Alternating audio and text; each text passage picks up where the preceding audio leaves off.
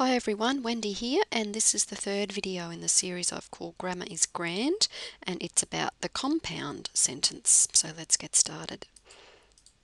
So if we remember back to last week, there were three types of sentences that we're going to be looking at. The simple sentence, which we've already covered, the compound, which we're looking at now, and the complex, which will be in the next video. So if we just briefly revise the simple sentence, we'll remember that another name for that was the independent clause, and its most important feature was that it had to have a verb and a subject. So let's now have a look at what we do with those simple sentences when we move towards the compound sentence. So the study guide tells us on page 42 that the compound sentence is created by joining two simple sentences into one.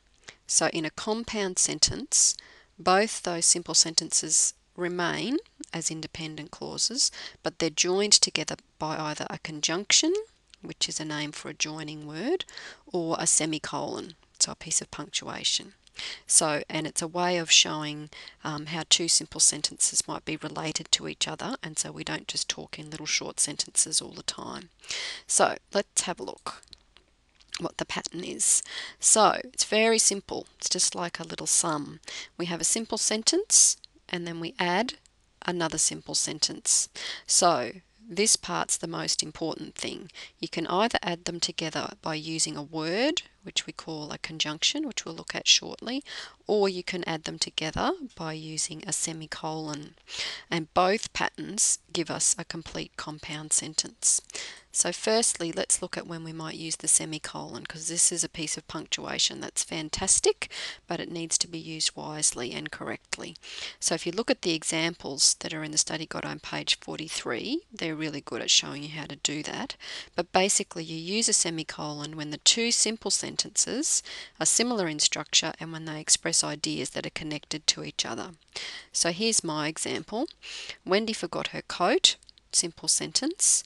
She will freeze today at work.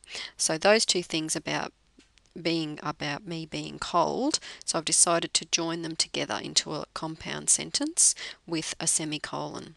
So simple sentence plus simple sentence equals compound sentence.